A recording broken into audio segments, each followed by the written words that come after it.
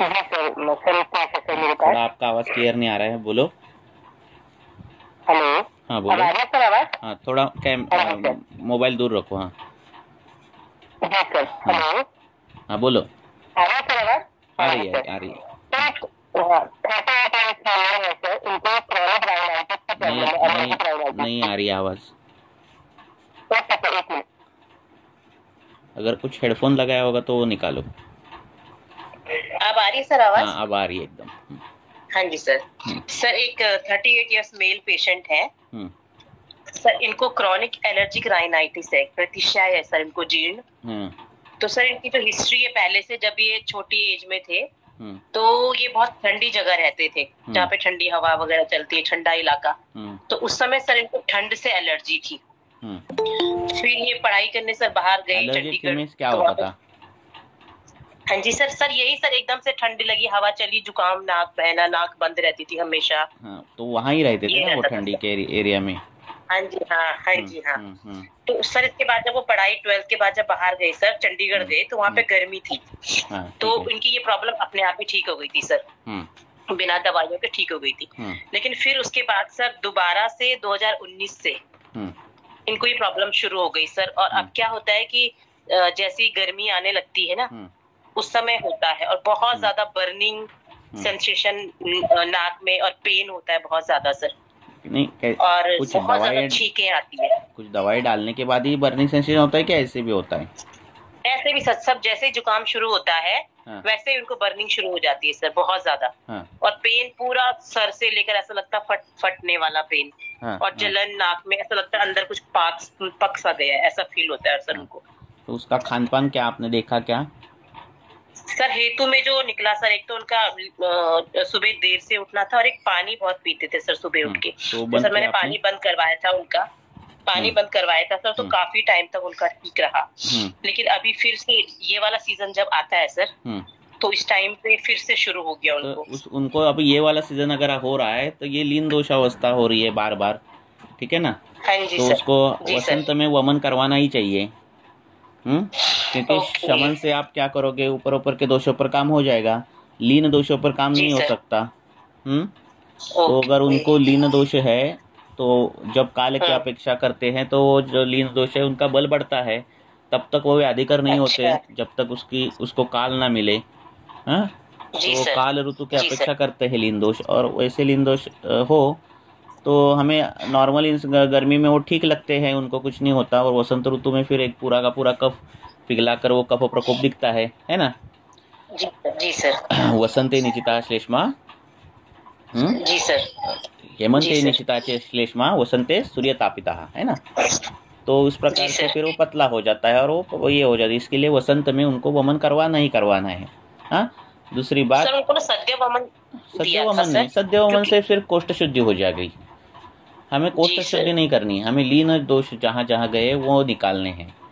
हाँ। तो सद्य सर वमन क्योंकि पेशेंट जॉब करते हैं तो छुट्टी लेने को तैयार नहीं सर, तो नहीं ऐसे लेनी में दे चाहिए दे सर उनको, उनको, अगर उनको वो रेस्ट बोलना ना कर है कि पाए। नहीं ऐसा किया और बार बार जुकाम हो गए तो फिर बाद में कान की शक्ति कम हो जाएगी, नाक की शक्ति कम हो जाएगी, इंद्रियों की शक्ति हानि हो जाएगी, और वो बहुत सीरियस चीज़ है। तो हम कमा रहे हैं, जी। हमारे शरीर के लिए कमा रहे हैं ना। अगर जी सर। तो इसीलिए करवाना। हाँ, साल में एक बार लोग यात्रा जाते हैं, यहाँ वहाँ जाते हैं, तो वमन करवाने में क्या जी हर्ज सर। नहीं है, उसका महत्व उसको समझाओ। दूसरी बात, जागरण जी करना, सर। रात दिन में सोना, और बार बार बातें करना। हाँ। धूल में जाना, जी। ठंडी में जाना, अगर ठंडी में अगर हो रहा है तो वो कान में कॉटन रुई डाले। हाँ। और जी सर। बड़ी तकिया लेना या फिर बिना तकिए के सोना। हाँ। पानी जी में सर। बदल होता है, कई कबार क्या होता है, दो जगह लोग प्रैक्टिस करते हैं। अभी देखो, मैं एक जगह कोकण में प्रैक्टिस करता हूँ, एक ऐसी जगह करता हूँ वहाँ रुक्ष हवामान है, तो जी दोनों सर। की जगह का पानी पूरा का पूरा बदल है। हाँ। उधर जी सर। मैं रुक्ष जहाँ जाता हूँ, जंगल प्रदेश, वहाँ पानी रुक्ष रुक्ष गुण और ये सब गुण ज़्यादा है। अनुपदेश है तो वहाँ अलग चीज़ है। तो ये इतना जी। ट्रेमेंडस डिफरेंस जो पानी में बदल होता है, वो भी प्रतिशय का कारण बताया है। तो कईयों का ऐसा रहता है, जी तो सर। क्या करो कि वहाँ का पानी लेकर जाओ, जहाँ का सूट होता है वहाँ का पानी उधर यूज करो, ऐसे करो। ओके। ये करना है। अति अम्बू पानी ये प्रतिशय का कारण है जो आपने बंद कर दिया। ये त्रिदोष प्रकोप करने वाला कारण है अति आम्बुपान। हाँ, द्रव गुण से पित्त बढ़ता है, कफ बढ़ता है, शीत गुण से वात भी बढ़ता है, त्रिदोष बढ़ते हैं, तो वो बंद कर दो।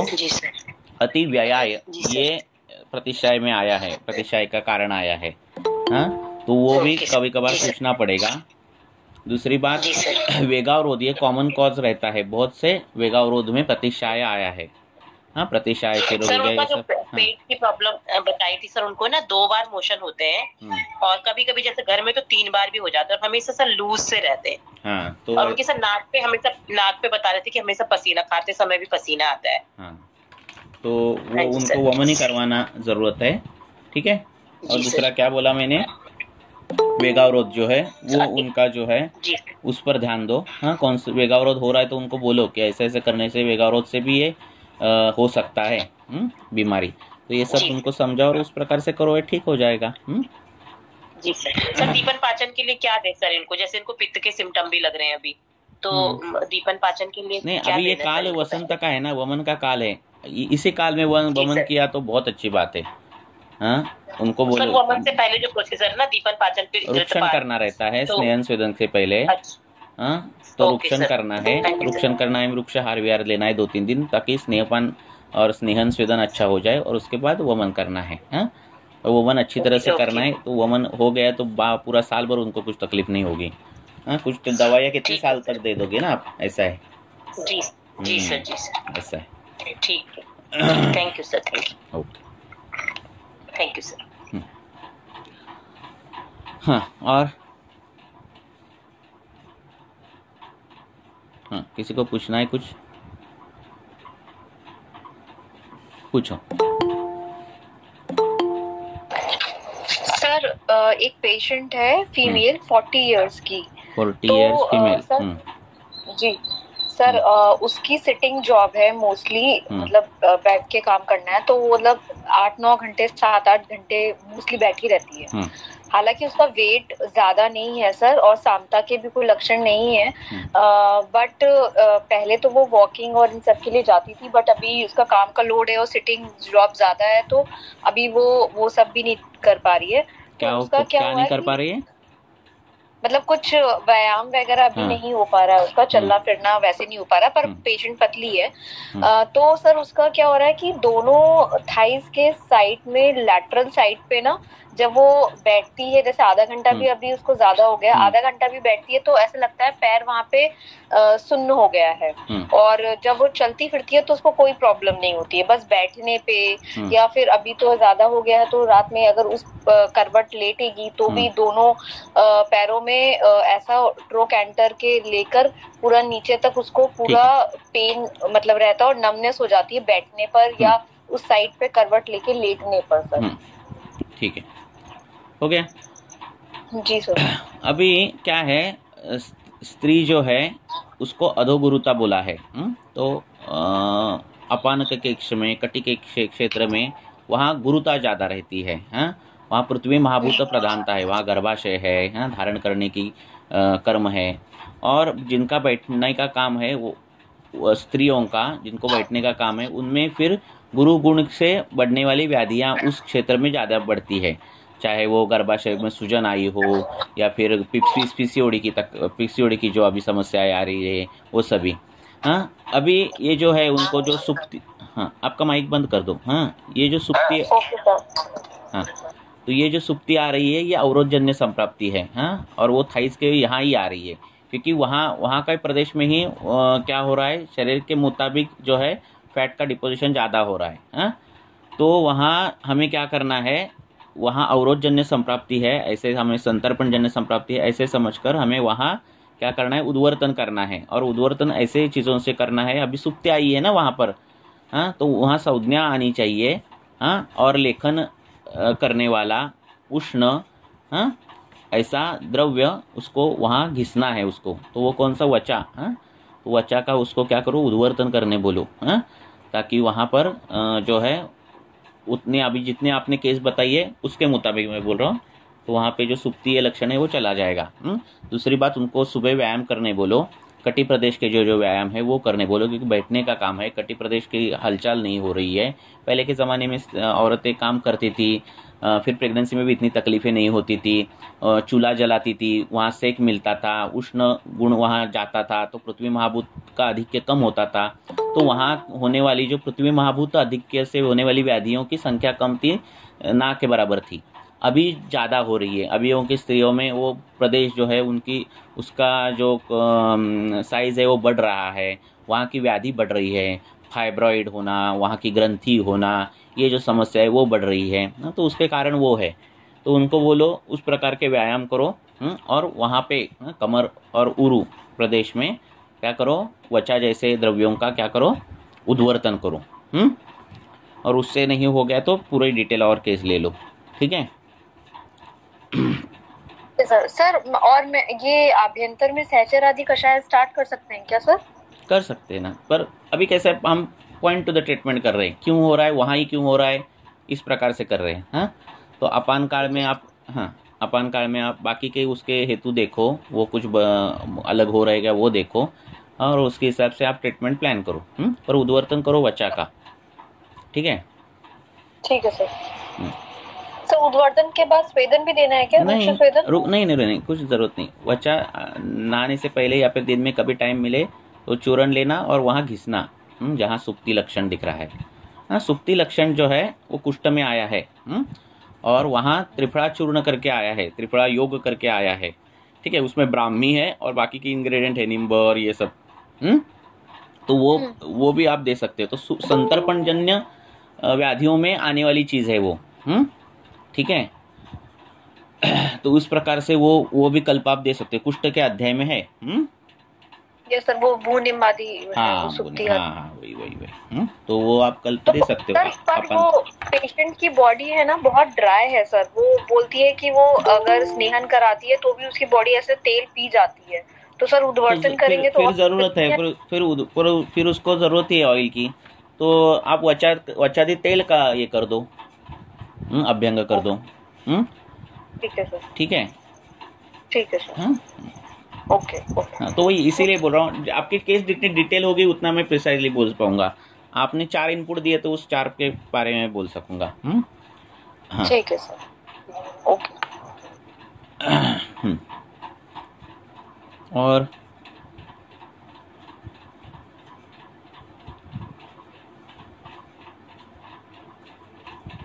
बोलो, आप डायरेक्ट पूछो, हाथ ऊपर करने की जरूरत नहीं है आपको, जो जिसको लग रहा है वो डायरेक्ट प्रश्न पूछो। बोलो। हाँ, एक करके पूछो। हाँ डॉक्टर बन्ना जी आप पूछ लीजिए प्लीज। कोई भी पूछो। सुप्ति का योग है, देखो उसमें किसी को मालूम नहीं होगा तो कुष्ठ में है योग। हाँ, बाकी किधर नहीं आया है। हाँ, तो ये सुप्ति जो लक्षण है प्रमेय कुष्ठ में, उस जगह पर कुछ भी अगर आपने ये कर दिया, कुछ भी लगाया तो सेंसेशन नहीं होता। तो इसमें वो ब्राह्मी और बाकी के इंग्रेडिएंट आइए, किरात पित्त आदि इंग्रेडिएंट आइए, तो उसमें जो है वो बहुत कारगर है। तो कहीं भी सुक्ति आई, प्रमेय में आई, कुष्ठ में आई, संतर्पण जन्य में आई, तो ये योग कारगर है। हाँ बोलो, अब पूछो। हाँ जी, नमस्कार सर। नमस्कार। फीमेल 50 इयर्स मेनोपॉजल है। एक मिनट 50 इयर्स क्या? 50 इयर्स फीमेल हाँ है, उसको 3 साल पहले मेनोपॉज हुआ और कफ वात प्रकृति की लगती है हिस्ट्री लेने पर। उसका वजन 84 किलो के आसपास है और उसको क्लियर डकार आती है, मतलब डकारें आती है दिन भर लेकिन क्लियर आती है, उसमें कुछ खट्टा पानी है ये सब नहीं होता। और उसका ट्रीटमेंट करीब सन 2002 के आसपास टीबी का ट्रीटमेंट चला था, उसके बाद ये डकार आनी शुरू हुई थी। उसके बाद ये बीच में सब मतलब शोधन क्रिया वगैरह सब करने से ठीक था। और शोधन वगैरह मीन्स क्या किया? शोधन में पूरा किया था, मतलब वमन विरेचन वस्ती। कितने दिन में किया सब कुछ? ये पूरा एक सवा साल पूरा। मतलब बीच में रुक के किया था। और अभी रिसेंटली 4 ईयर्स में कई बार स्टिफनेस हो जाती है थाइज में। तो अभी डकार बंद हो गए? डकार अभी भी आ रहे हैं। हाँ, अभी क्या हो रहा है? और अभी स्टिफनेस रहते हैं थाइज में, और मतलब जलता रहती है थाइज में, और वसंत ऋतु में बढ़ता है। अभी जो आप जैसे पहले वाले में बोल रहे थे, तो वही मैं रिलेट करके इसलिए मैंने हाथ रेस किया कि मैं अभी ही से पूछती हूँ। फिर ये लॉन्ग सिटिंग होने के बाद, जब ये लॉन्ग सिटिंग होता है तो मतलब पेशेंट का हिस्ट्री है रिसेंट की लॉन्ग सिटिंग हुआ और स्ट्रेस था, ट्रैवलिंग था, और जो खान पान पहले बताया गया था उस समय का वो नहीं हो पाया। अभी मोशन जो है वो एकदम क्लियर नहीं होता है, जो भी होता है वो थोड़ा टिकी से ही रहता है। और दूध पीने के बाद कॉन्स्टिपेशन होता है, ये नहीं कि दूध पीने के बाद क्लियर हो। दूध पीने के बाद दूध सूट नहीं करता, यानी दूध पियेंगे तो स्टिकी मोशन रहेगा। क्या रहेगा? दूध पीने के बाद क्या होगा? चिपचिपा मोशन होगा। ठीक है। हाँ। और उसके बाद स्क्वाट पोजीशन में बैठने में प्रॉब्लम होती है। वसंत ऋतु स्क्वाट पोजीशन में बैठने में प्रॉब्लम होती है। वजन भी ज्यादा है उनका। हाँ, वजन ज्यादा है। 5 फीट 5 इंचेस के करीब है और 84 किलो वजन है। और ये जो ऋतु आती है वसंत में, ये जड़ता बढ़ती है। कभी अगर शोधन कर पाएंगे नहीं, अभी मतलब नहीं कर पा रहे, तो ये जड़ता फिर ग्रेजुअली जाती है वसंत ऋतु के बाद, लेकिन वक्त के आसपास भी बढ़ती ही है। उसको कांजी धारा या जो अम्ल रस के किसी भी नींबू के पोटली स्वेद से आराम मतलब आ जाता है। और जो थोड़ा सा सरसों का जो बीज है उसको देखो, सुनो अभी ये जो पेशेंट है ना, हाँ, अभी क्या करना है देखो कि आप उपशा अनुपशा आपने बताया कि वसंत ऋतु में बीमारी बढ़ती है। हाँ, तो ये क्लियर इंडिकेट क्या करता है? कफज है, बराबर है। दूसरी बात क्या बोल रहे हैं वो, आप अगर एक जगह बैठ गई तो भी तकलीफ ज्यादा बढ़ती है। हाँ, स्थिर गुण से बढ़ती है तो भी ये कफज है। ठीक है। दुग्ध पीने के बाद क्या हो जाता है? स्टिकी ये हो जाती है। अब ये सभी इंडिकेट क्या कर रहा है? कफज इंडिकेट कर रहा है, बराबर है ना? जी। हाँ, तो आपकी जो ट्रीटमेंट है वो उस प्रकार होनी चाहिए कफज की। जी। और अगर ये स्तंभ आ रहा है मतलब थाइस में स्तंभ है, तो पहले उस स्तंभ को हटा के ही आगे कफग नहीं उपचार होने चाहिए। पर अभी वो मेनोपॉज में आ गई है, बराबर है ना? जी। वो मेनोपॉज में आ गई, वो वात के इसमें एज में आ गई है और कफज व्याधि हो गया है उसको, बराबर है। तो वह की अवस्था भी निर्भर करेगी, हमें उसका भी विचार करना चाहिए। तो वो कफवात जो ऐसे हमें ये करना चाहिए, तो उसको जो जो ट्रीटमेंट देनी है वो दशमूल देनी है। हाँ, बाद में उसको अभ्यंग करने बोलना है। अभ्यंग करते समय दशमूल आदि तेल से अभ्यंग करना है। उसको बस्ती का एक बार कोर्स किया जाए तो वो ये सभी सॉल्व होने वाला है, ये सभी चीजें। मतलब अगर हम इसको स्तंभ माने तो अभी हम मतलब ऑयल से बहुत फायदा नहीं मिलता, फायदा मिलता है वृक्ष से। हाँ, अभी नहीं करना है ऑयल से, वही बोल रहा हूँ, अभी नहीं करना है ऑयल से। अभी पहले लेखन करना है, कफ का ये होना चाहिए। हाँ, कफ का शोधन होना चाहिए। आप जैसे अभी बता रहे थे वचा चूर्ण का वृक्ष, हाँ, वो करेंगे, वो तो उससे फायदा होगा। पर बाद में रुक्षण होने के बाद, कफग्न काम होने के बाद, उसका जो उम्र है वात की है, तो उस पर भी बाद में विचार करना चाहिए। ठीक है। हाँ, तो उस प्रकार से ट्रीटमेंट करेंगे। बहुत कठिन नहीं है काम। ये क्लियरली इंडिकेशन दे रही है वो कफ के प्रति। और इसका खान पान देखो, कुछ तो कफवर्धक आहार विहार होता होगा। शायद उसको बस एक प्रॉब्लम है कि एक सुबह की मतलब जैसे ये जो डकारें आती हैं उसमें सुबह की चाय नहीं बंद होती, तो बस बाकी तो मिर्ची मसाला कुछ नहीं लेती। और कफ वर्धक में अगर देखो सुबह डकार आती है, और डकार के लिए क्या करना है? वचादि चूर्ण है, उदाव्रत में आया है। ठीक है। हाँ, तो वचादि चूर्ण जो है वो देना, क्यों, या फिर हिंगू वचादि चूर्ण आया है वो दे सकते हो। हाँ, ये सुबह दे सकते हो आप। हाँ, कफकाल में दे सकते हो इसको। ठीक है। तो ये कुछ बड़ी नहीं है, सिंपल केस हो जाएगी सॉल्व। हाँ जी, थैंक यू। हाँ, और good evening sir. Good evening, बोलो। सर एक केस है, ऑन फोन ही कंसल्ट किया, बैंगलोर से है। उसका रेटाइनल ट्यूमर है सर। पेशेंट को राइट आई एक्सट्रैक्शन बोला गया। पेशेंट का जो रिपोर्ट्स उन्होंने भेजा तो उन्होंने सीटी स्कैन भेजा है। लीजन रेटाइनल ट्यूमर ही है, उसका रेटाइनोस्कोपी वगैरह में, लेकिन बाकी आजू बाजू में कोई ऐसे सिम्टम्स नहीं है। उसको सिर्फ 2 महीने पहले ये सिम्टम आया था कि उसको ब्राइटनेस कम दिख रहा था या ब्राइटनेस का उसको तकलीफ हो रहा था। बाकी उसकी सोनोग्राफी वगैरह जो एब्डोमिनल स्कैन में जाता, उसमें लेफ्ट किडनी में मतलब सब जगह श्रोतारोजन सब प्राप्त किया है। लेकिन वो ऑपरेशन के लिए कोई ऑप्शन है क्या, इसके लिए मेरे पास में आ रहा है। Critical consultant into Pune only sir, मैं पुण्याची है।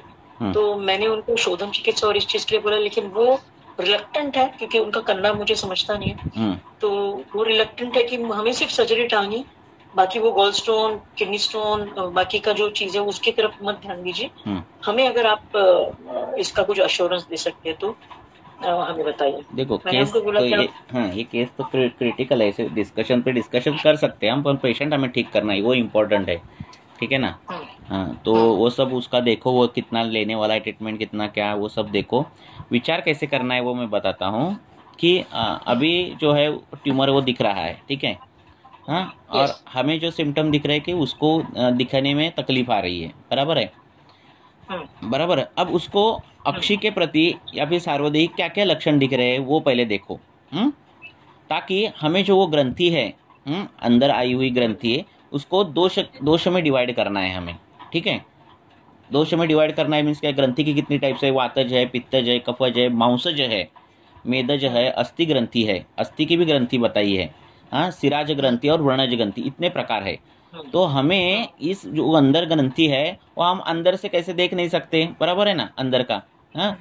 तो हमें इसको सार्वदेहिक और उधर के स्थानिक लक्षण क्या क्या दिख रहे हैं, मीन्स क्या, अक्षिशूल है क्या, अक्षिदाह है क्या, अक्षिस्त्राव है क्या, वो देखो, शिरोशूल है क्या, शिरोजड़त्व है क्या, वो सब देखो।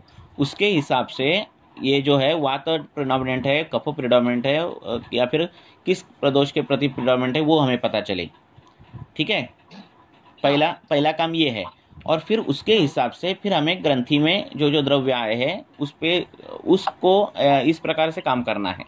मतलब क्या कि अगर वातज है, अब वातज ग्रंथि ऐसा लग रहा है कि उसको अक्षिशूल है, शिरशूल है, ऐसा उसको लग रहा है सब कुछ। तो हमें क्या करना है, उधर अभी जाने वाला कौन सा है, नस्य, तो हमें नस्य प्रयोग करना है। नस्य में कौन सा देना है, तेल देना है, क्योंकि वातज ग्रंथि है करके, ठीक है।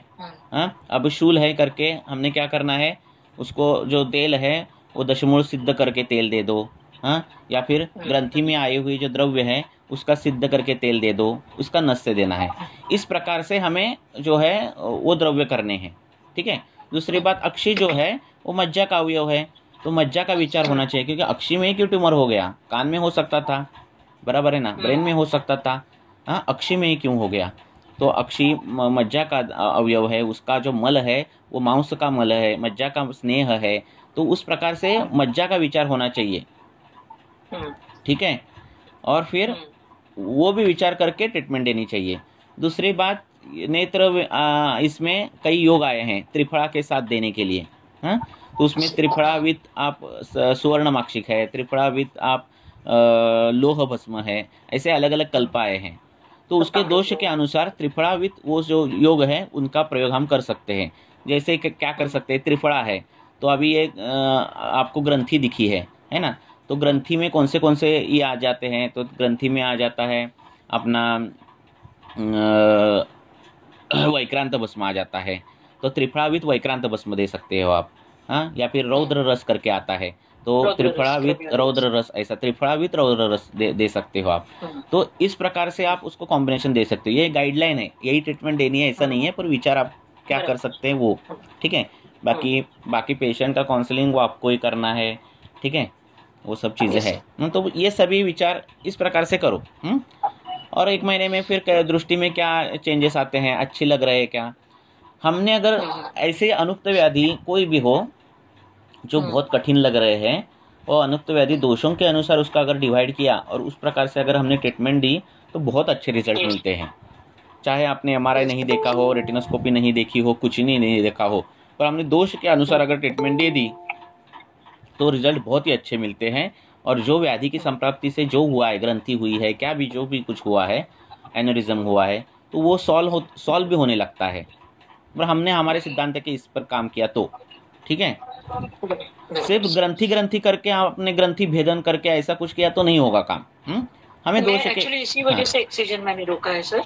लेकिन मुझे इतना पक्का मालूम है कि अगर देखो 30 डेज में उसको वो कभी कभार बोलते सज्जन की एक देखो आप डिसीजन ले लो, आपको लग रहा है कि ये पेशेंट 1 महीना रुकने के लिए तैयार है, 1 महीना 2 महीना, हाँ तो 3 महीने हाँ तो 1 महीना 2 महीने ट्रीटमेंट लेने में क्या हर्ज है ना, ऐसा करो ठीक है।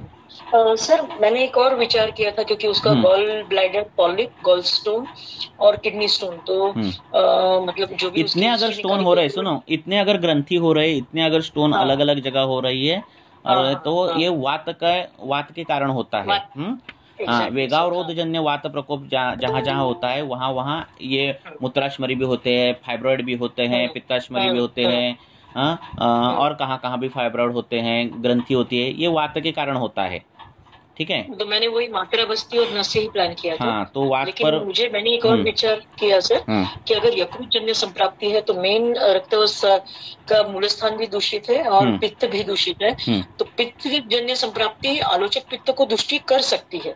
मैंने क्योंकि मतलब ऐसे डायरेक्टली आई कैंट से, लेकिन जैसे मज्जा के लिए मैंने स्नेहांश और नेत्र दर्पण सोचा था, और दूसरा आलोचक पित्त ये भले स्थानिक हुआ तो भी इसका नियमन जो भी है बाकी के पाचक पित्त वगैरह कर सकते हैं, क्योंकि बाकी का अवरोध जन्य संप्राप्ति तो मैंने विरेचन भी प्लान किया था, बट पेशेंट हार्डली 5 डेज के लिए आ रहा है बैंगलोर से, तो इसलिए मैंने एक ऐसा तो वही आप ये करो, डिसाइड करो वातजय, पित्तजय, रक्तजय, उस हिसाब से आपको लग रहा है कि ये सिरा या फिर सिराजन्य ऐसे कुछ लग रहा है, जैसे वेरिकोज वेन्स होता है उस प्रकार से कुछ संप्राप्ति घट ये रही, तो सिरा ग्रंथि नवोपेयम तैलम सहचरम तथा सहचरादि तेल जो है उसका पान करने बोला है, हाँ, या फिर सिरावेद करने बोला है, या बस्ती कर्म करने बोला है। तो हाँ, सिरावेद करने मैं वही परमिशन पूछने वाली थी सर। पर ये सब हम डिस्कशन कर रहे हैं, एक्चुअली पेशेंट क्रिटिकल कंडीशन में है, ठीक है। हाँ, तो ये सब आपको देखना है, हम सिर्फ गाइडलाइन कर सकते हैं। ऑपरेशन था सर एक्सट्रैक्शन का। आपको अगर लग रहा है ना कि बहुत ही क्रिटिकल है और करने ही वाला है, करना फायदा ज्यादा जरूरी है सर्जरी, तो वो उनको बोलो करने के लिए, क्योंकि पेशेंट का हित, हाँ, पेशेंट का हित इम्पोर्टेंट है। ठीक है, ये तो क्या होता है, नहीं मैं सब कुछ करूंगा ऐसे नहीं करना है। हाँ, नहीं, अगर हो रहा है वो उससे तो उसको ये करने बोलो। हाँ, और थैंक यू सर। सर अभी आपने जो ग्रंथि का रेफरेंस दिया कि नेत्र में जो ग्रंथि है मज्जावय स्रोतस के पास, तो सर एक और ऐसे ही मेरा पेशेंट था, तो उसको जो नेत्र के पास जो ऑयल ग्लैंड्स होते हैं ना वो ब्लॉक है, तो हम त्रिफला के साथ उसमें क्या दे सकते हैं सर कॉम्बिनेशन में? त्रिफला क्वाथ का दावन दे सकते हैं ना। देखो क्या है ये सारी कफत संप्राप्ति। हाँ, सुनो क्या एक विषय क्या है मालूम है क्या, ये जो तिक्त रस है, हाँ, तो तिक्त रस जो है वो वायु और आकाश महाभूत का है, और कषाय रस जो है वो पृथ्वी और वायु महाभूत का है। तो श्रोतोशोधन काम जो है वो तिक्त रस करता है, ठीक है। श्रोतोशोधन का काम जो है वो तिक्त रस ज्यादा अच्छा करता है, क्योंकि वो वायु आकाश महाभूत है। स्रोतस जिसके बने हैं उसको शोधन करने का काम जो है तिक्त रस अच्छा करता है। तो जब जब ऐसे आपको कफ के अवरोध की संप्राप्ति मिली या फिर कुछ भी स्रोतसों के अवरोध की संप्राप्ति मिली, तो तुम्हारा चॉइस ऑफ ड्रग जो है तिक्त रस होना चाहिए, पहली बात, ठीक है। Hello, okay sir. हाँ, आपको तो जहाँ जहाँ शैथिल्य की संप्राप्ति मिली, आपको सुनो, आपको जहाँ जहाँ शैथिल्य की संप्राप्ति है, क्लेद ज्यादा बढ़कर शैथिल्य की संप्राप्ति, ऐसी संप्राप्ति है जहाँ आपको क्लेद का शोषण भी करना है और वहां पर पृथ्वी महाभूत पर बिठाना है, ऐसे जहाँ जहाँ करना है वहाँ कषाय रस का प्रयोग करना है। तो जहाँ जहाँ देखो दंत सौशीर्य रहते हैं, गम्स हिलते हैं, वहां से ब्लीडिंग आता है, तो वहाँ आपने आसाना लगाया, खदीर लगाया, या फिर कोई कषाय रस का लाक्षा भिक्षा लगाया, तो क्या हो जाता है, वो स्तंभन भी होता है रक्त का, और वो मसूड़े जो है वो मजबूत भी हो जाते हैं, है ना। और वही मसूड़े में अगर कृमि है, पस हो गया है, हाँ, ऐसा कुछ हो गया है, तो वहाँ आपको निम्ब लगाना पड़ेगा, ठीक है ना। समझ में बात आ रही है ना। हाँ, महाभूतों का साहचर्य देखो कैसा है इसमें रस में, हाँ, उस हिसाब से रस का सिलेक्शन करना। तो सर वो नेत्र में कौन से तिक्त रस का ज्यादा गामित्व रहता है सर? नहीं, वही अब आ गया नेत्र का। अभी नेत्र को त्रिफला रसायन बोला है। हाँ, तो रसायन कब होना है? उनका अच्छे तरह से शोधन होने के बाद रसायन विसायन करना है, बराबर है ना? रसायन कब होना है? हाँ, तो वो बाद में त्रिफला का कर दो। हाँ, त्रिफला घृत का कर दो बाद में, शोधन होने के बाद। हाँ, तो पहले शोधन करो। अब शोधन किससे करना है वो देखो। तो रसायन अच्छा है, ठीक है ना? बराबर है ना? दारवी का। हाँ, तो वो रसायन मिला तो रसायन से करो, क्योंकि वही तो शोधन करने वाला है, उसके श्लोक में है ना। तो वो पूरे, हाँ, उससे पहले ये करो, बाद में सब त्रिफला का जो है उसको फिर अक्षी को पोषण बाद में जब करना है तो त्रिफला घृत आएगा। ठीक है? Okay sir. क्या कभी कभार क्या होता है, आंखों में गुरुता रहती है, आंखों में अवरोध जन्य संप्राप्ति रहती है, और लोग क्या करते हैं, त्रिफला का ये कर देते हैं, तर्पण कर देते हैं, है ना? तो ऐसे नहीं है ना, है ना? वो घृत कल्पना है, बराबर है ना? तो ये तो और बढ़ाएगी। हाँ, तो इसीलिए पहले धावन अच्छी तरह से पहले स्त्रावण होना चाहिए। हाँ, इसीलिए वो तो सर खाली रसायन यूज करना है सर? हाँ, रसायन से बहुत ये अवरोध ही नष्ट हो जाता है। Okay sir. उसमें त्रिफला धावन कराएं कुछ दिन तक, उसके हो बाद जाता है। बहुत क्लेद है। देखो, अक्षी तेजोमय है, पर उसकी जो टीका है उसमें बोला है कि उसको श्लेष्म का भय है। इसका मतलब ऐसा नहीं कि उसको पित्त का भय नहीं है। हाँ, उसको पित्त का भी भय है, पर वो तेज महाभूत का प्रेजेंट करने वाला अवयव है। इसका मतलब ऐसा नहीं उसको तेज का भय नहीं है। तो ऐसे इसमें अगर हमने त्रिफला का धावन कर दिया, अगर ज़्यादा क्लेद है, ज़्यादा ये स्त्राव है, तो कर सकते त्रिफला का धावन। हाँ, पर इतना कुछ नहीं है और हमने अगर कर दिया तो रुक्षता आ जाती है। हाँ, त्रिफला का धावन एक बार आप करके देखो, हाथ धोकर देखो। हाँ, कषाय रस जो है उससे जो ये हो जाता है, रुक्षता आती है, वो अब पता चलेगा आपको। तो वो रुक्षता आ जाएगी अक्षी में, ठीक है ना?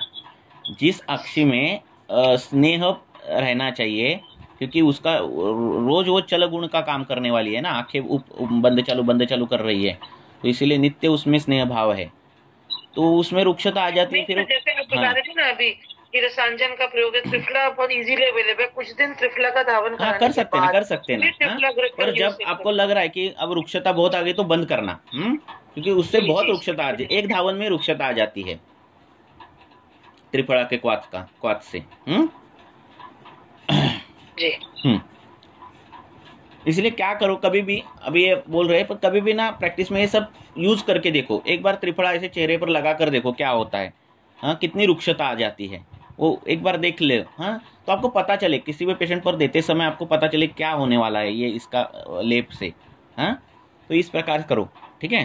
ताकि कॉन्फिडेंस बढ़ता है हमें। तो एक बार धावन कह सकता है, हम लमसम में देते हैं, ये लो त्रिफला चूर्ण, इस करो, ये करो और धावन कर दो, तो वो कफ जाता है, लेखन हो जाता है, फिर बाद में रुक्षा होता है। वो फिर उससे बाद होने वाली जो वात व्याधि है वो बहुत दारुण होते हैं, ऐसे ग्रंथकारों ने लिखा है। हाँ, हम कभी कभार ट्रीटमेंट कर देते हैं कफ की, और कफ तो जाता है, उसके बाद आने वाली वात व्याधि दारुण रहते हैं, क्योंकि वो चिकित्सा के विपरीत चिकित्सा के से उत्पन्न हुए व्याधि रहते हैं, तो वो ज़्यादा दारुण रहते हैं। तो इसलिए कब रुकनी है चिकित्सा, ये करनी है, स्टॉप करनी है, वो भी हमें मालूम रहना चाहिए। हाँ, तो ऐसे कभी 10 दिन 15 दिन धावन करो, ऐसा मत करो। अगर बहुत क्लेद है, बहुत उस प्रकार का व्रण है, हाँ, स्त्राव ज़्यादा है, तो बात अलग है। हाँ, तो ऐसे करो, ठीक है? अगर अर्ली मॉर्निंग त्रिफला से धावन करें और रात में त्रिफला घृत से अंजन करें तो ऐसा कर सकते ना। पर घृत जो है ना, वो दोपहर को करना है प्रयोग, और जो श्रावणार्थम रसांजन है वो रात को करना है, ठीक है ना? क्योंकि बाद में आप सोने वाले हो, बराबर है ना? उसके बाद सूर्य संताप आपके आंखों में नहीं लगना चाहिए। हाँ, अंजन के बाद, ठीक है? ऐसा है। और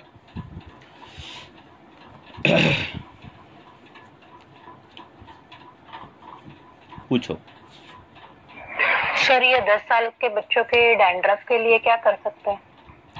किसके वजह से डैंड्रफ है वो देखना। अगर वो त्वक विकार से होए या फिर उसका कारण क्या है डैंड्रफ का, वो भी देखना पड़ेगा ना। डैंड्रफ के लिए आप नींब तेल लगा सकते हो, है ना, नींब क्वाथ का धावन कर सकते हो, त्रिफला क्वाथ का धावन कर सकते हो। और उस पे वो करने के बाद टेम्पररी डैंड्रफ जा रहा है और वापस डैंड्रफ आ रहा है, तो आपको वो कुष्ठ की करके ट्रीटमेंट करनी चाहिए, कफज कुष्ठ का, ठीक है ना। तो ये कुष्ठ का पूर्व रूप है, ऐसा सोचकर वो ट्रीटमेंट होनी चाहिए, है कि नहीं, ऐसे बराबर है ना। तो केस डिटेल चाहिए, किस प्रकार, किस वजह से है, उस पर सब कुछ है। दारुण, नॉर्मल दारुण जो है वो नींब तेल और ये सब होने से ठीक हो जाता है। एंटी डैंड्रफ शैम्पू लगाने की क्या होते हैं, लोग एंटी डैंड्रफ शैम्पू लगाते हैं और बार बार वो लगाने के बाद वो स्काल्प जो है ड्राई हो जाता है। ड्राई होने के बाद वो क्या हो जाता है, और डैंड्रफ होने लगता है। तो इस प्रकार से ये करना है। शास्त्र में लेप दिए हैं दारुणक में, जैसे आंवला है, चक्रमर्द है। चक्रमर्द मिलता है बारिश में, अब क्या मिलता है तो देखो, तो चक्रमर्द का तेल भी मिलता है। तो चक्रमर्द बीज और लाक्षा, इसका लेप जो है वो लगाने के बाद वो दारुणक चला जाता है, कैसा भी किसी भी कारण से हुआ दारुणक चला जाता है। और मांस सरसप का भी लेप दिया है शास्त्र में, तो उसके भी फायदे होते हैं। नस्य का फायदा होता है दारुणक में, पर इतना बड़ा व्याधि नहीं है, ठीक हो जाता है। हाँ बोलो सर। जो पित्तज प्रमेह में शैथिल्य बोला है, उसमें कषाय रस यूज किया है, तो वो शैथिल्य मतलब क्या है एग्जैक्टली? शैथिल्य मीन्स क्या, क्लेद का ज्यादा बढ़ना उस धातु में। धातु का काम है धारण। धारण जो होता है वो पृथ्वी महाभूत से होता है। अगर पृथ्वी महाभूत में जल ज्यादा मिक्स किया गया तो क्या हो जाता है, शैथिल्य आ जाता है। जैसे आटा है, तो आटे में अगर पानी ज़्यादा मिक्स किए तो वो बहुत पतला होगा, आप रोटियां नहीं कर पाओगे। तो क्लेद अगर मांसगत गया, जो पृथ्वी महाभूत प्रधान धातु है, भाव पदार्थ है, उसमें गया तो क्लेद जो है वो दो प्रकार का रहता है। एक शीत क्लेद रहता है और उष्ण क्लेद रहता है, क्योंकि वो जल है ना, वो आर्द्रता है। और आर्द्रता अगर वो पित्त संसृष्ट हो तो वो उष्ण गुण की होती है, कफ संसृष्ट हो तो शीत गुण की रहती है, ठीक है। तो उस प्रकार इसमें जो है वो उष्ण गुण की आर्द्रता रहती है, और वो शैथिल्य करती है। तो वो उष्ण गुण की आर्द्रता ज़्यादा शैथिल्य करती है, क्योंकि उसमें उष्णता भी है। उष्ण गुण जो है पाक करने में सक्षम है, तो वो जो शैथिल्य होगा तो उसमें पाक होने की भी क्षमता ज़्यादा रहती है। अगर व्रण हो गया तो उसमें पाक आ जाता है, स्त्राव हो जाता है, सड़ जाता है। इस प्रकार से कई जो शीत गुण का रहती है उसमें क्या होता है, सिर्फ स्त्राव आता है, सड़ती नहीं व्रण, ठीक है ना। तो संश्लिष्ट किसके वजह से है, उसके वजह से उसके मुताबिक लक्षण डिफर हो जाते हैं, है ना, बराबर है कि नहीं। हाँ।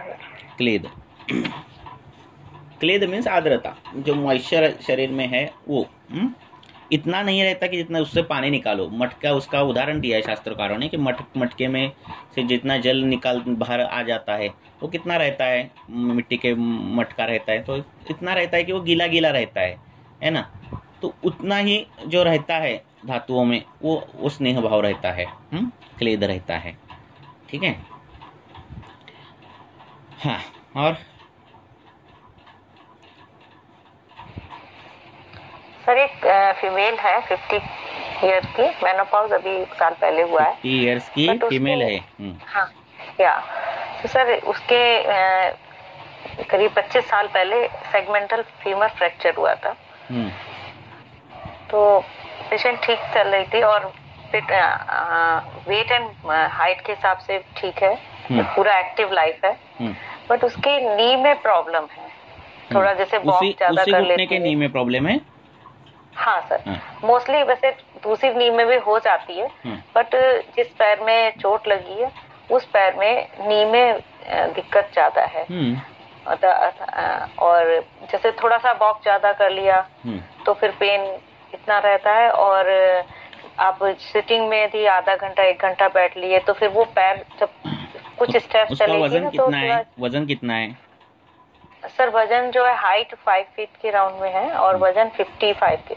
ठीक है। फिर घुटनों में कटकट आवाज आता है क्या? हाँ, कटकट की आवाज आती है। और घुटनों पे सूजन आती है क्या? सूजन माइल्ड है, कभी कभी आ जाती है। और क्या होता है बोला? और जैसे आप चेयर पे बैठ गए, कुछ देर 1 घंटा बैठे रहे, तो फिर जब कुछ स्टेप्स चलेंगे ना तो वो लिम्बिंग के हिसाब से होता है, पैर प्रेशर ही नहीं लेता उतना अच्छा सा। ठीक है। और जैसे वो वॉक नहीं करे और नॉर्मल एक्टिविटी करती रहे तो कोई पेन इतना ज्यादा नहीं बढ़ता, ना स्वेलिंग होती है। बट हाँ, जब वॉकिंग ज्यादा हो जाती है तब ये समस्या होती है। ठीक। तो अभी क्या है, उसका एक बार आघात भी हुआ है, ठीक है। तो आघात होने के कारण क्या है, वहाँ स्थान वैगुण्य आ गया है। अभी वात प्रकोप होगा तो वो उरु प्रदेश ही होगा, ठीक है। तो अभी उसको क्या करना है, एक बार आघात हो गया है, हाँ, तो उसको क्या करना, लाक्षादी तेल मिलता है, उसका अभ्यंग करने चालू कर दो। हाँ, दोनों पैरों को कटकट आवाज जो आ रहा है ना, वो आकाश महाभूत है, खरता बढ़ गई है, हाँ, खर गुण का वायु बढ़ गया है, परुषता आ गई है, तो लाक्षादी तेल है, या फिर कोई ब्रोहण करने वाला तेल, बला तेल होगा। लाक्षा अच्छा है क्योंकि लाक्षा अस्थि धातु पर जाता है, इसीलिए। तो लाक्षादी तेल जो है उसको चालू कर दो। पेट में आभादी गुगुड़, लाक्षादी गुगुड़ होगा तो चालू कर दो, हाँ। या फिर गंध तेल मिलता है, उसके कैप्सूल भी मिलते हैं, ठीक है। गंधक नहीं, गंध तेल, हाँ। तो हाँ, तो वो इसमें आया है, भग्न में आया है, तो वो तेल की कैप्सूल भी मिलती है, वो भी चालू कर दो। या फिर तेल मिलता है तो वो थोड़ा थोड़ा तेल पीने बोलो उनको, ठीक है। तो इस प्रकार से काम करो, फिर वो आघात जो उसकी जो हिस्ट्री है वो सॉल्व हो जाएगी। 1-2 महीने में वो शूल चला जाएगा। नित्य अभ्यंग करना है, नीचे से ऊपर तेल लगाना है और गर्म करके तेल लगाना है, हाँ, उसको बोलना ऐसे। लाक्षादी तेल मिलता है, खुद बनाए तो और अच्छा। ओके।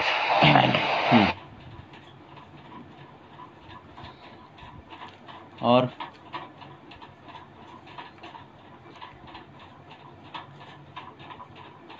सर इस केस में हम बात क्या बस्ती चिकित्सा वगैरह भी प्लान कर सकते हैं?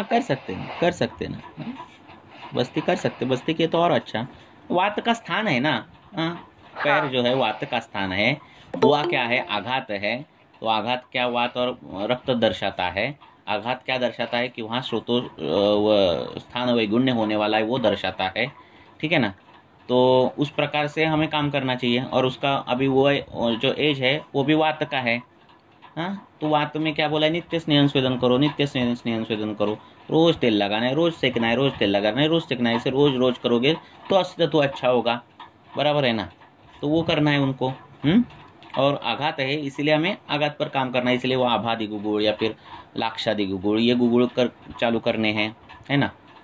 इस प्रकार से क्योंकि क्या है, वो फ्रैक्चर हुआ है, अभी कुछ प्रॉब्लम नहीं है। और 4-5 साल के बाद जहाँ फ्रैक्चर हुआ है, क्योंकि वो नलिका अस्थि है ना, उस पर लोड पूरा शरीर का आने वाला है, तो इस प्रकार से करो, ठीक है। ओके।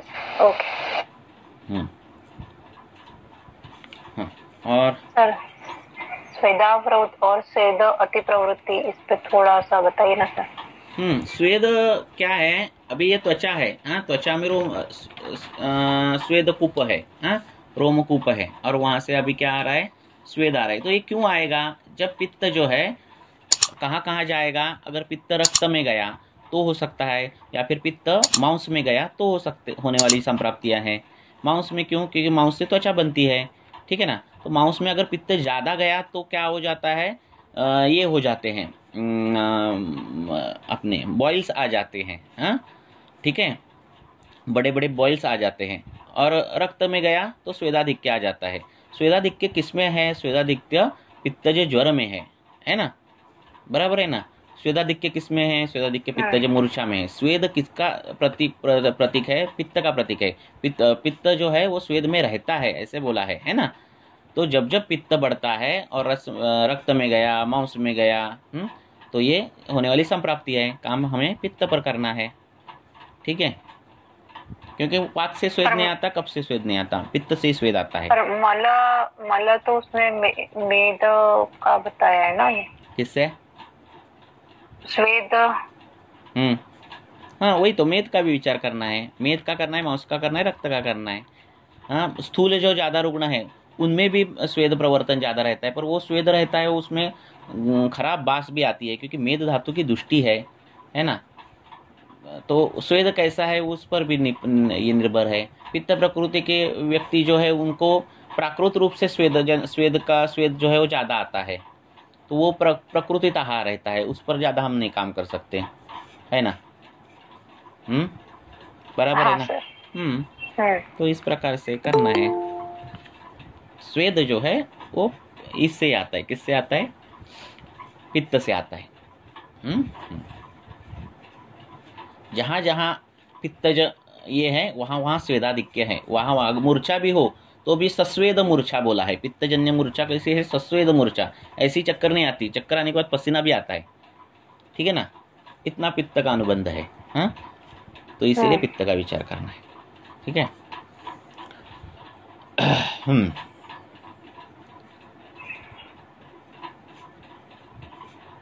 और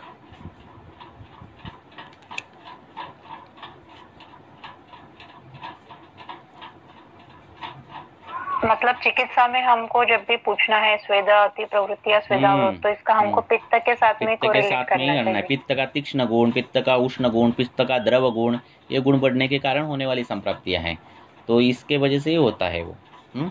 तरुण अवस्था में क्या होता है? स्वेदाधिक्य रहता है ना। तो गजकर्ण जैसी बीमारियां, स्वेदजन्य कृमि होने वाली त्वक विकृतियां, ये जो होते हैं तो तरुणावस्था में ज़्यादा होती है ना। तो स्वेदाधिक्य ज़्यादा रहता है, शरीर विषाक्तता जो शरीर में है वो स्वेद से बाहर निकलते हैं। हाँ, तो तरुणावस्था में पित्त का जो है पित्त का वय रहता है, और इसीलिए उस अवस्था में स्वेदाधिक्य ज़्यादा रहता है। पित्त इम्पोर्टेंट है। ऐसे भी लोग रहते हैं कि जिनमें मेद बहुत है पर स्वेद नहीं आता, ऐसे भी लोग रहते हैं, ठीक है ना। ऐसे भी स्थूल लोग हैं कि मेद ज़्यादा है, मेदस्वी है पर स्वेद नहीं आता। ठीक है। पर ऐसे कम लोग होते कि उसमें पित्ताधिक्य बहुत है, वो तीखा बीखा खाते हो पर स्वेद ही नहीं आता, ऐसे बहुत कम रहता है, ऐसे नहीं होते, ठीक है ना। ऐसा है, पित्त ज्वर है और स्वेद ही नहीं आ रहा है, ऐसा होता ही नहीं। हाँ, स्वेद होना है वही लक्षण है उसका, बाकी ज्वरों में नहीं आता, ठीक है ना। मूर्छा है पर स्वेद नहीं आता, तो वो होती नहीं वो पित्तज मूर्छा, ठीक है ना। सस्वेद मूर्छा ये लक्षण ही दिया है ना। बोलो। और तो कुछ पेशेंट ऐसे बोलते हैं कि हमको पसीना ही नहीं आता है, हम कितना भी काम कर लो। नहीं तो वही ना, कईयों की त्वचा पहले से ही उनको अगर ऐसा है वो प्रकृतितः रहता है, ठीक है ना। कईयों की पहले ही त्वचा रुक्ष रहती है, प्रकृति नहीं बदल सकते हम। हाँ, वात तो नॉर्मल ही समझना चाहिए। अभी वो वात प्रकृति के भी 4-5 लोग रही तो हर एक की त्वचा भी अलग अलग रहती है, ऐसा भी नहीं हम एक फिक्स क्राइटेरिया बता सके कि वात ऐसी ही त्वचा रहनी चाहिए, ऐसा भी नहीं हो सकता, ठीक है ना। क्योंकि ये पंच महाभूतों का सन्निकर्ष होने के कारण ये विविधता आ जाती है। ऐसा है। सर पूछना था सर, वात प्रकृति रुग्णों को पैरों को भेगा ये क्या होते हैं अपने चीरा जाती है या फिर क्या बोलते हैं क्रैक जाते हैं, है ना, ये कॉमन रहता है। ठीक है, ऐसा। बोलो। सीकेडी के पेशेंट में एक्चुअली मेदोवानम श्रुतसम बोलते वृक्कमूलम वपानम, लेकिन जो पेशेंट लीन है जिनमें किडनी फेलियर है और मेडिसिन इंड्यूस्ड किडनी फेलियर है, सर उनमें मेद के दृष्टि के कोई लक्षण स्वेदावरोध या कुछ ऐसी चीजें नहीं दिख रही। कैसा है, वृक्क का पोषण करना है तो आमाशयस्य क्लेदः वृक्को पुष्यति। उसमें क्लेद जाना चाहिए, पोषण होना चाहिए उसका मेद का। तो मेद के पोषण के लिए कुछ काम करना पड़ता है, तो अभ्यंग करो, अंदर स्नेहपान करो, ऐसे करके वो काम करना पड़ता है। सर लेकिन अग्निमांद्य बहुत सीवियर है, 12 उसका क्रिएट था। वो अभी कम हुआ है, 5 ही दिन हुआ है पंचकर्मा मात्रा। ये पेशेंट सब ठीक हो जाते हैं, आयुर्वेदिक के हिसाब से डिटेल केस लेनी चाहिए, पर तो हमें पता चल जाता है क्या करना है। ऐसे केस ले लो, ग्रुप में डाल दो। ठीक है, क्रिएट कितना भी होने दो, ऐसा कुछ नहीं। हमारे हिसाब से उसका निदान हो गया, हमने दे दिया तो वो ठीक हो जाता है। ऐसी कोई दवाई नहीं है जो दवाई देने के बाद क्रिएट कम होता है, ऐसा कुछ नहीं है आयुर्वेद में। पुराना हिस्ट्री बचपन से अस्थमा का था, श्वास कृच्छता की, जिसके लिए उसने स्टेरॉइडल इंटेक लिया था। पेशेंट का एज हार्डली 32 या 33 इयर्स है। उसके लिए स्टेरॉइड और एंटीबायोटिक ये सारी चीजें लेते लेते वो अचानक उसको 2 साल पहले लोग रहते हैं, कठिन रहता है ठीक होना, क्योंकि ये बहुत काल तक संप्राप्ति हुई रहती है। हेतुओं का बल बहुत है, बचपन से स्टेरॉइड ले रहे हैं वो। स्टेरॉइड क्या है, इम्यूनो डिप्रेसेंट है। जहाँ जहाँ स्टेरॉइड का एप्लीकेशन है, अब देखो आपकी त्वचा है और वो स्केबिस जैसे बीमारी आती है, फिर क्लोट्रिमाजोल विद बीटामेथोजोन वो कॉम्बिनेशन कर दिया है उन्होंने। अब ज़रूरत है कि स्टेरॉइड की नहीं है। अब होता क्या है, बार बार बीटामेथोजोन आप त्वचा पर लगाओगे तो वहाँ की सेल मेडिएटेड जो टिश्यू रिस्पॉन्स है, त्वचा खुद उसमें भी एक इम्यूनिटी है कि बाहर का फंगस आने के बाद क्या करना है, मुझे बाहर का बैक्टीरिया अगर उस पर आ गया तो मुझे क्या करना है, उसका एक रिस्पॉन्स है ना, वो रिस्पॉन्स ही चला जाता है। सालों साल लगाने के बाद फिर ऐसा हो जाता है कि कोई एंटी फंगल कोई क्रीम है जो उससे काम नहीं करती, क्योंकि त्वचा खुद नहीं काम करती वहाँ की, फंगस को क्या कुछ अटैक ही नहीं करती, ठीक है ना। तो स्टेरॉइड एक बहुत डेंजरस चीज़ है, ये सिर्फ पेट में ही लेना नहीं, बाहर से लगाना भी बहुत डेंजर है। और बीटामेथोजोन सिर्फ आप लगा नहीं रहे हो, उसका सिस्टमिक एब्सॉर्प्शन भी हो रहा है, ठीक है ना। कि लोग बोलते हम तो लोशन लगाते थे हम सोरासिस के, तो किडनी कैसे खराब होगी, तो होगी ना, त्वचा में एब्सॉर्प्शन होगा ना उनका। तो ये इतने सालों तक स्टेरॉइड का चल रहा है और अभी किडनी खराब होगी तो ठीक होने के चांसेस बहुत ही कम रहते हैं, गर्भ हो गया सब कुछ, ठीक है ना। हाइपरटेंशन भी इंड्यूस्ड है उसको। हाँ, ये अभी कैसे पांचवे फ्लोर पर है और चौथे मंजिले तक आगे आग लग गई, अब हम क्या करें, अब क्या कर सकते हैं, है ना, ऐसी चीजें। कर कब सकते थे, पहले कर सकते थे, अभी क्या कर सकते हैं, ऐसा है ना। ठीक है, क्या है, ऐसे पेशेंट ले लोगे ठीक ठाक, कभी कभार लक्षण कम दिखते हैं महीनों में, ठीक है। हाँ, अभी 12 साल का एक्सपीरियंस, ठीक ठाक महीने में लक्षण कम देते हैं, फिर उनकी जो है प्रोग्नोसिस वो जो होता नहीं, और फिर वो पेशेंट हाथ नहीं लगते। नुकसान हमारा होता है, शास्त्र का हो जाता है ना। जब लेना था वो तब आते नहीं, है ना। अब सब कॉम्प्लिकेशन आने के बाद आना, तो ये बहुत ये हो जाता है। 15-15, 20-20, 30-30 साल स्टेरॉइड का इंटेक करने के बाद क्या होगा शरीर का, है ना। कहाँ का काम करोगे आप, कौन से लक्षण से व्याधि निश्चय करोगे, पूरा शरीर ही स्टेरॉइड से ये हो गया है ना। ऐसा है।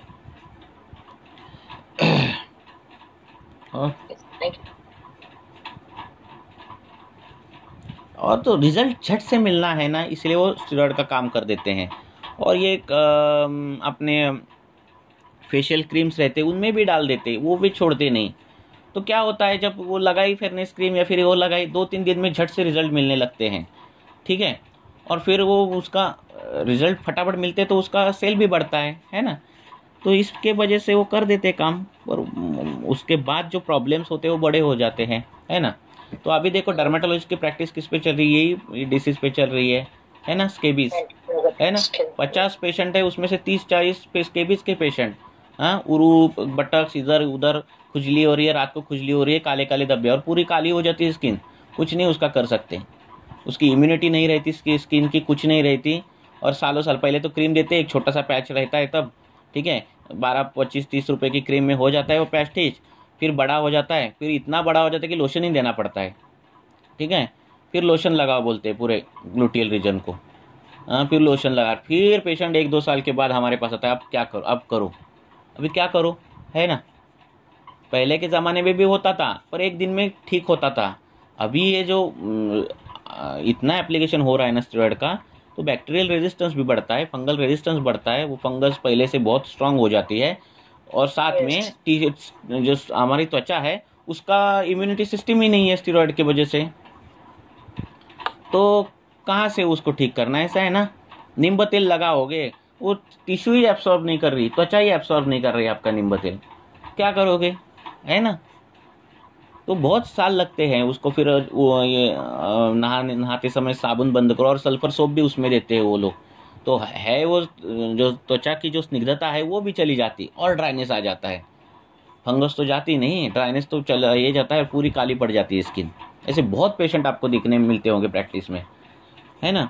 सीधा बोलना उनको कि टाइम लगेगा, क्योंकि आप फिर अभी क्रीम बंद करोगे 4 दिन में और कंडू बढ़ेगा, फिर आप बोलेगा अरे आयुर्वेदिक लगाया और कंडू बढ़ गया, है ना।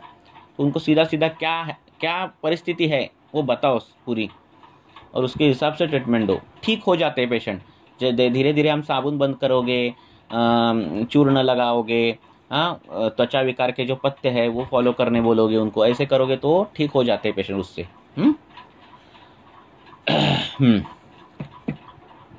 ओके, बराबर है ना। यस। ऐसा पहले, बहुत पहले, 10 साल पहले जब हम डर्मेटोलॉजिस्ट के पास जाते थे देखने, तो प्लेन क्लोट्रिमाइजोल की हमने क्रीम देखते थे हम, प्लेन क्लोट्रिमाइजोल, ठीक है, एक सिंपल एजेंट, सिंपल एक मॉलिक्यूल सिर्फ, और फिर उससे ठीक हो जाता था, उसका ये नहीं आता था। अभी जो क्या कर रहे हैं, मल्टीपल एंटीबायोटिक, मल्टीपल और कॉम्बिनेशन कर रहे हैं, और इससे बहुत कॉम्प्लिकेशन हो रहा है। हमने प्लेन क्लोट्रिमाइजोल की क्रीम देखी थी उस समय, और वही होते थे, उस क्रीम से जाता था। हाँ, तो अभी ये सब ये हो गया है सब कुछ। उस पर क्या सपोर्ट लोशन और क्या लगाओगे, पूरी जली हुई स्किन रहती है, और जल जाती है वो, ऐसा है। हाइपर सेंसिटिविटी आ जाती है ना स्टेरॉइड के कारण। बहुत हाइपर सेंसिटिव, पतली बहुत रहती है स्किन, उस पर अगर का आपने लगा दिया कोई मलम, हमारे बनाया भीमसेनी कापूर और ये टंकन विंकन डाल के, पूरी जल जाती फिर त्वचा, है ना। उसकी त्वचा प्राकृत होने के लिए टाइम पहले लेना पड़ेगा हमें। उसको तेल लगाओ, पेट में जो पथ्य है वो फॉलो करो, क्या क्या नहीं खाना है, त्वचा विकार में जो जो दिया है वो सब बंद कर दो। ऐसे करोगे तो ठीक ठाक 2-3 महीने में त्वचा अच्छी लगने लगेगी उसकी, फिर बात की बात है। तो पेशेंट अभी ऐसे जो भी पेशेंट आएंगे ना, उसको ऐसे काउंसलिंग करो कि क्यों, इसके वजह से क्या हो रहा है, ये क्यों इतना बढ़ गया है, ताकि वो आपकी ट्रीटमेंट 4-5-6 महीने तक तो ले, ठीक है। नहीं तो वो क्या अपेक्षा से आया रहता है कि अभी 1 महीने में ठीक कर दोगे मेरी स्किन, है ना, और आपके पास आता है और वो क्लोट्रिमाइजोल बंद कर देता है, और बंद करने के बाद आपका नींबू तेल, करंज तेल, कुछ भी तेल लगाता है, और फिर कंडो और बढ़ता है, और फिर वो तकलीफ में आ जाता है, ऐसा हो जाता है। ऐसा है। बराबर है, ये प्रैक्टिकल चीज़ें हैं। तो ग्रंथ पढ़ना ही है, पर प्रैक्टिस में क्या है वो भी मालूम हमें चाहिए। हाँ, बराबर है ना। ग्रंथ में दिया है ना, ये लगाओ वो लगाओ, और पर उसके उनके पास ऐसे नहीं पेशेंट आते थे जिन्होंने स्टेरॉइड का सालों साल एप्लीकेशन किया है, बराबर है ना। हाँ, तो आप क्या करोगे, डायरेक्ट वो लगाओगे, ऐसा मलम बनाओ लगाओ, और वो जल जाती है त्वचा फिर, है ना। करंज तेल लगाओगे उस पर, जल जाएगी फिर, और उसको आरक्त वर्णता आती है, ऐसे होता है।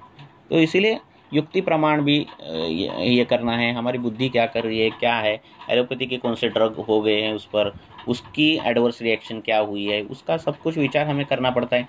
भविष्य काल में ये भी सब विचार हमें करने हैं, वो एज ए हेतु है हमारे सामने, है ना। और बराबर है कि नहीं। अभी ये ऐसे पेशेंट ज़्यादा बढ़ गए हैं कि नहीं, आपके पास आते होंगे ना, जो अगर गांव लेवल पे कर रहे प्रैक्टिस, उनके पास तो आते ही होंगे। हाँ, आते हैं कि नहीं, क्या नहीं आते। मेरे पास आते हैं बहुत, इसलिए मैं बोल रहा हूँ, है ना।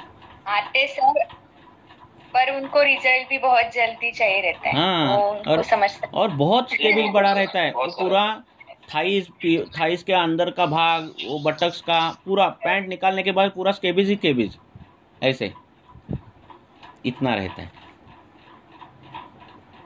सर मुझे पूछना था, अभी जैसे कि श्वास के ज्यादा पेशेंट आ रहे हैं, तो वो तो इनहेलर नहीं तो उनका शुरू रहता है, तो एस्टेलिन जो कुछ भी वो लेते रहते हैं, तो हम ऐसे इसमें हम उनको क्या चिकित्सा दे सकते हैं, जैसे कि स्नेहान स्वेदन के अलावा और क्या कर सकते हैं, क्या कर सकते हैं, मतलब द्रव्य सिलेक्शन में कौन से द्रव्य का सिलेक्शन करें। रिंगनी दे सकते हैं, बहुत ही बेस्ट उसका उपयोग होता है। हाँ, उसमें पित्ताधिक्य होगा तो वासा का प्रयोग, प्रासा का उपयोग ज़्यादा होता है। हाँ, श्वास और ये सब चूर्ण स्वरूप में ही देना है क्या? हाँ, चूर्ण स्वरूप में देना है शहद के साथ। जैसे कि जो ट्रैवलिंग करते हैं पेशेंट, तो वो तो बोलते कि हम चूर्ण ले ही नहीं सकते। क्यों, शहद के साथ लेने में क्या है, लेते हैं ना उसको, वो बोलो ना शहद के साथ एक बार ही मिक्स करो डब्बी में, खराब नहीं होता वो डब्बी बनाकर डब्बी में रख दो और एक चम्मच लेना है। हाँ, एक चम्मच लेना है डब्बी में से, ठीक है ना। हाँ, और ये दे दो। कफ ज़्यादा है, उदारजन्य संप्राप्ति है, तो हिरड़ा का, हरितकी का प्रयोग करो, ठीक है। हाँ सर, अभी जैसे अजीर्ण से ये जो है ना, बोलो। हाँ तो सर जैसे अभी हमें वातानुलोमन भी करना है ऐसे पेशेंट में। हाँ और जैसे हरितकी का हम मेरी अभी क्या हुआ, मेरे एक पेशेंट थी श्वास की, तो मैंने उसे वैसे ही उसका था कि मैंने पूरा उसका जो देखा ना कि पूरा ऑब्स्ट्रक्शन ही है। मैं क्योंकि उसका व्यायाम था, दूध दही वो कॉफी सुबह पीना, फिर ऐसे था व्यायाम तो बहुत, मतलब वो हिलती ही नहीं है। वो बोली मुझे पसंद ही नहीं और मुझे बोलना भी नहीं व्यायाम करने का। मैंने बोला फिर मेरे से नहीं होगा अगर व्यायाम नहीं करती तो, पॉसिबल ही नहीं है आप ठीक होना।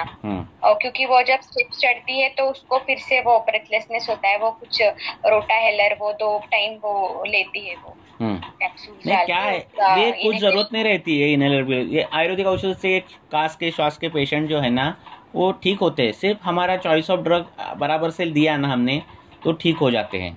ठीक है, जो मैंने रिंगनी बोला, कंटकारी, वो सभी इसमें काम आ जाता है। ठीक है, पित्ताधिक्य ऐसी कुछ संप्राप्ति है, मीन्स क्या गले में जलन होती है, उसके टॉन्सिल सूज जाते हैं, ऐसा कुछ है तो वासा और बेहड़ा का प्रयोग कर सकते हो। कास का वेग रात को ही बढ़ रहा है, ऐसा अगर हो गया तो रात को जो चाटन देना है वो दशमूल का या फिर देवदार का चाटन देना है। रात को देते समय, शाम को 6 बजे 8 बजे 9 बजे रात को सोते समय है। और ये क्या करो, कम कम मात्रा, ज़्यादा पुनः पुनः देना है। हाँ, क्योंकि हमें प्राणव संस्थान पे काम करना है ना। हाँ तो हाँ उसका जो ये जब बढ़ाना है, मीन्स आधा चम्मच दिन में 3 बार ऐसे करना है, पाव चम्मच दिन में 4-5 बार ऐसे करना है। ठीक है, हाँ ये करना है। दूसरी बात, अगर अजीर्ण और ये इससे उत्पन्न इसमें वो हेतु मिल रहे तो इसमें विश्व डालना है। जो हम प्रयोग करते हैं यही बोल रहा हूँ मैं। दूसरी बात, अगर वार्धक्य जन्य है, बोलो। हाँ सर, तो मुझे अभी देखो उस पेशेंट ने पहले मुझे बोला नहीं था, मैंने तो उसको पाचन के लिए मुस्ता और सुंठ ही दिया था, तो वो भी उसने लिया नहीं। अभी वो सिर्फ मुझे पता ही नहीं कि उसका वो पाचन का खत्म हुआ नहीं। मैंने आगे के मेडिसिन, उसके जो लक्षण थे कि उसको कभी सडनली उसके हाथ पैर में वात आके फिर वो बहुत पेन होता था, तो मुझे लगा कि पूरा वात ही अगर हम कंट्रोल में लाएंगे ना तो बाकी का अपने आप हो जाएगा। तो मैंने उसको मोस्टली एरंट हरितकी अभी ऐड किया। पर अभी आज वो वाइफ बोली कि जब मैं फास्टिंग करती हूँ और जिस दिन मेरा फास्टिंग रहता है तो मैं सुबह कुछ नहीं खाती हूँ, लेकिन जब मैं आफ्टरनून में कुछ खाती हूँ तुरंत, जिस दिन भी फास्टिंग करने के बाद मैं कुछ भी खाती हूँ तो तुरंत मुझे मोशन होता है। तो आज उसने 4 टाइम्स उसका मल प्रवृत्ति हुआ है। तो अभी मैंने उसको दे तो दिया, अभी ये उसने अभी बोला मुझे। तो और बार बार उससे कांटेक्ट नहीं करना पेशेंट को। एक बार देने के बाद 5-6 दिन तो जाने दो, नहीं तो उनको आदत लगती है रोज रोज बताने की, आज कैसा मोचन हुआ, कल कैसा हुआ, परसों कैसा। अरे दवाई को काम तो करने दो। हाँ ठीक है। दूसरी बात सर, इसमें अभी हमें इसके साथ अगर हम सिर्फ मुस्ता का सिलेक्शन करें उसके अनुपान के लिए तो चलेगा ना? क्योंकि मुस्ता फिर क्योंकि उसको ये भी है तो हम अनुलोमन भी देना है, हमें रंडा तो देना ही है। देखो, आपको अगर दीपन करना है, कफ का अवरोध है, आमा अजीर्ण है, रस का अजीर्ण ऐसे कुछ होगा तो शुंठी का प्रयोग करना। पित्तानुबंध कुछ है तो मुस्ता का प्रयोग करना। ठीक है। अतिसार, पित्तातिसार है, ग्रहणी का जैसे लग रहा है ना सर, तो मुस्ता का प्रयोग करना है। तो मुस्ता का प्रयोग करना है। ठीक है। दूसरा, अब ये मतलब वो जो मेडिसिन दे रही उसके साथ मुस्ता मुझे देना है, मुस्ता सिद्ध जल देना है, दे सकते, क्योंकि मुझे एरंडा तो देना ही है, उसमें सुच्छेखर ऐसे देना ही है, तो उसके साथ में दे सकते हैं। ऐसे करना है। आपको ये कृमिजन्य कुछ लग रहा है तो अजमोदा का प्रयोग करना है इसमें। उदावर्त या फिर कृमिजन्य ऐसा कुछ लग रहा है तो अजमोदा का प्रयोग करना है। आपको लग रहा है कि तीव्र वातजन्य है, वो कृमिजन्य है, उसमें पित्तानुबंध जरा भी नहीं है, ऐसा नहीं है, ऐसा है तो निर्गुंडी का प्रयोग बहुत अच्छा है, तो वो कर सकते हो। ये मैं श्वास का ही बोल रहा हूँ, श्वास कास का ही बोल रहा हूँ। ठीक है। आपको लग रहा है यकृतजन्य कुछ ऐसी संप्राप्ति है और उससे कुछ ये हो रहा है तो भूम्यामलकी का प्रयोग कर सकते हो। ठीक है। ऐसे बहुत से कि पीरियड के टाइम पे आ रहा है और पीरियड अच्छी तरह से हो नहीं रहे हैं, अवरोध हो रहा है, और पीरियड में ही कास ज़्यादा बढ़ता है, पीरियड में ही श्वास ज़्यादा बढ़ता है, ऐसे है तो भारंगी का प्रयोग बोला है, कास में श्वास में बोला है, तो भारंगी का प्रयोग जो है वो कर सकते हो। ठीक है। ऐसे है हिक्का, श्वास, पार्श्वशूल, ऐसे अगर लक्षण दिख रहे हैं बार बार तो पुष्कर मूल का प्रयोग है ना। तो इस प्रकार से अलग अलग द्रव्य आप सिलेक्ट कर सकते हो। ठीक ठीक है ना। उसका सर पकवा ज्यादा तो वो बोल रही थी कि मेरे पेट में एकदम फूल जाता है और आवाज आती है, तो मैंने वो उसको पकवाशयवात का ही था मेरा तो। और जैसे उसके लक्षण भी वैसे ही थे कि पैर मुड़ जाता है, फिर वो उसको टाइम लगता है, बहुत दर्द होता है। बराबर। और एक होता है कि बुढ़ापे, बुढ़ापे में लोगों को तीव्र वातजन्य कास ऐसे लगता है और मलबद्धता रहती है। तो इनमें बहुत सिंपल योग है। अपना शुंठी लेनी है और उसके साथ उसके साथ निशोत्तर लेना है। शुंठी निशोत्तर, इसको दो ही। इसमें गुड़ के साथ गोलियां बनानी। अपना गुड़ लेना, उसको ये करना बारीक, उसको गोलियां एक बार ही सुबह बनाने की 4-5-6 गोली गोली बनानी। और वो गोली बनाने समय तेल लगाना हाथ को। ठीक है, हाथ को क्या लगाना? तेल लगाना। तेल सिद्ध गोलियां हो गई। ठीक है, और वो गोली खाने की, उससे क्या होता है, वो श्वास का कास का वेग भी कम हो जाता है और मलबद्धता भी जाती है। बहुत अच्छा प्रयोग है। तेल सर? नहीं, तिल तेल, सिंपल तेल, तिल तेल। ये वाघभट्टाचार्य ने, मैंने नहीं बोल रहा हूँ, वाघभट्टाचार्य ने बोला है। तो ये बहुत ही अच्छा काम करता है। शुंठी निशोत्तर 2 ही द्रव्य है। और गुड़ के साथ गोलियां बनाई, सुबह एक बार ही गोलियां बनाई, 4-5 गोलियां बनाई। गोलियां बनाते समय वो हाथ को क्या लगाना? तेल लगाना। बस वो गोली लेने के बाद वो वेग ही कम हो जाता है रात का। और शाम को 4 बजे एक गोली खाओ, फिर 8 बजे एक गोली खाओ, रात को जब लगता है काश तब 11-11 बजे एक गोली खाओ, खत्म। तो वेग वो कम होते जाते हैं। फिर एक 4-5 दिन में वो श्वास के वेग कम हो जाते हैं, काश के वेग रात के कम हो जाते हैं और सुबह पेट भी साफ होने लगता है। अब इसमें से निशोत्तर शुंठ की मात्रा अब हिसाब से, आपके हिसाब से आप कम ज़्यादा करो। ठीक है, ऐसा है। तो ये बहुत सिंपल कल्प होते हैं प्रैक्टिस में। ये अगर प्रयोग के लिए तो रिजल्ट अब अच्छे मिलता है, पेशेंट भी खुश हो जाता है, हमें भी खुशी मिलती है ना। ऐसा है। और खत्म।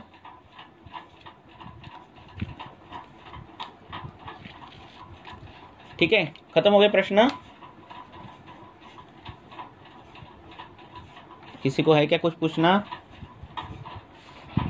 सर, छोटे जो बच्चे होते हैं जैसे 2 साल के, 2.5 साल के, तो उनको बहुत कॉमनली बहुत प्रॉब्लम होती है। कफ एंड कोल्ड बहुत जल्दी होता है।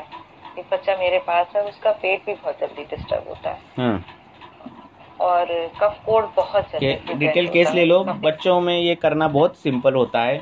वही कफ का रहता है, व्याधि कफ की है, तो चिकित्सा में क्या करनी वो भी सिंपल होती है। उसको गुरु प्रावरण करना रहता है। बच्चों को स्वेटर ही नहीं पहनाते लोग, और टोपी नहीं पहनाते। पहले के ज़माने में देखो वो स्वेटर वेटर पहन के बच्चे घूमते थे, है ना। तो आजकल वही नहीं, पतला पतला ये पहनाते हैं, है ना। वचा का लेपन करना भूल गए लोग, वचा का लेपन होना चाहिए, है ना। ये सब होना चाहिए। ये होता नहीं है, बराबर है ना। तो वो सब बाकी के सभी चीज़ें मायने रखती है, ये क्यों हो रहा है ना। उत्क्लेश आ रहा है तो वमन करवाना है बच्चे का, सद्य वमन। वो करवाते ही नहीं। उल्टी आ गई तो माँ भी घबरा जाती है, उसने भी कभी देखा नहीं होता है, उसकी माँ भी नहीं कभी देखा होता है। वो डायरेक्ट डॉक्टर के पास जाते हैं, डॉक्टर डायरेक्ट उसको नेबुलाइजेशन चालू करता है। उल्टी हो गई तो कफ निकल गया, हमारा काम है निकालना, है ना। वो करते नहीं लोग। आगे की संप्राप्तियाँ ही होती नहीं। उरक स्थान में कफ जमा होने के बाद वो क्या करते हैं, एंटीबायोटिक चालू करते हैं। अब एंटीबायोटिक का रोल क्या है उरक स्थान में कफ होने के बाद? कुछ है रोल? नहीं है। क्यों देते हैं? कि आगे का मैनिफेस्टेशन होना नहीं चाहिए, इसीलिए। देखो कफ है उरक स्थान में, उस कफ से आगे का मैनिफेस्टेशन होना नहीं चाहिए, इसीलिए वो एमॉक्सिलिन, ये सिलिन, वो सिलिन वो चालू कर देते हैं, सेफ्ट्रेक्सोन चालू कर देते हैं। ठीक है ना। अब उसकी ज़रूरत है क्या? नहीं है। अब फिर ये सेफ्ट्रेक्सोन चालू करने के बाद फिर धातु बल कम हो जाता है, पहले से ही उसका कम रहता है बच्चे का, और कम हो जाता है। होना क्या चाहिए? उरक स्थान का कफ है वो निकालना चाहिए, जो बढ़ गया है ना।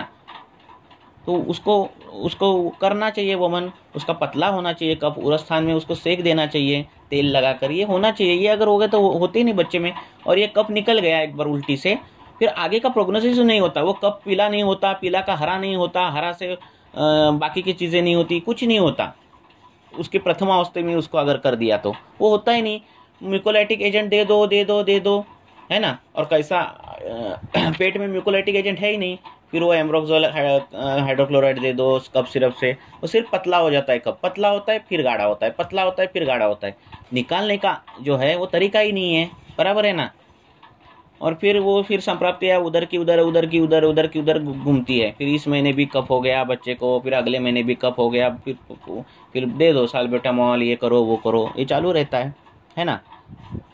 शास्त्र में वाग्भटाचार्य ने 2 जगह बोला है कि बच्चों में वमन, सद्यो वमन, वमन मीन्स वो स्नेहपान, हमारा जो वमन क्रिया है वो उस प्रकार से नहीं, हाँ, उत्क्लेश अवस्था में कफ रहता है तो वो वमन करने के बाद वो ठीक हो जाता है, ठीक है। तो 2 बार बोला है कि वमन करना चाहिए, तो इसका मतलब कितना महत्वपूर्ण है। देखो बच्चा बोल रहा है कफ आ रहा है, खांसी में कफ आ रहा है, थूकी में कफ आ रहा है, ऐसा लग रहा है, तो वो निकालना चाहिए हमें, है ना, बराबर है कि नहीं। तो निकालने के बाद कैसे निकालेंगे, ऐसे ही निकालेंगे नहीं, पूरा उसको तेल लगाओ, चेस्ट को तेल लगाओ, थोड़ा गर्म करो चेस्ट। ये होने के बाद क्या होता है, डिसलॉज होता है, वो कफ पतला हो जाता है। पतला होने के बाद उसको पानी थोड़ा पिलाओ, लवण जल पिलाओ या तो सिंपल पानी पिलाओ, और मुंह में हाथ डाल दो। इतना कफ निकलता है, आपने कभी देखा भी नहीं होगा, इतना कफ निकलता है, नवनीत जैसा कफ निकलता है। हम निकालते बच्चों का, इसलिए मैं बोल रहा हूँ, नवनीत जैसा कफ निकलता है, जैसा नवनीत गिरा है। दूसरे मिनट में बच्चा ठीक हो जाता है, श्वासों में अवरोध ही गया,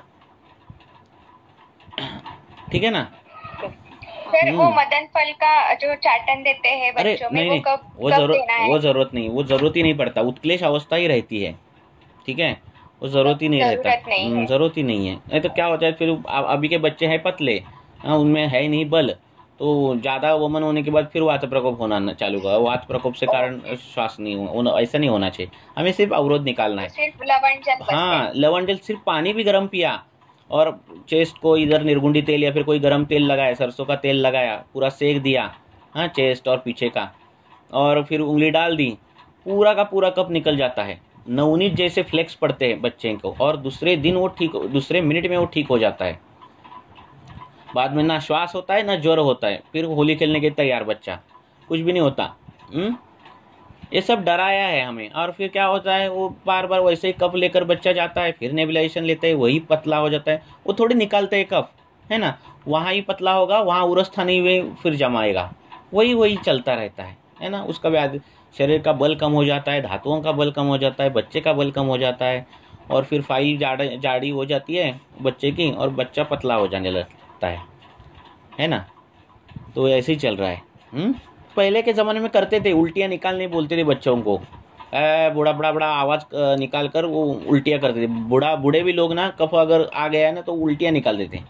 अभी कैसा है, ये हमारी संस्कृति बहुत ये है ना, तो ऐसा नहीं निकालना, वैसे ये नहीं करना, वो नहीं करना, इस वजह से क्या हो गया, सब प्रॉब्लम आ गए।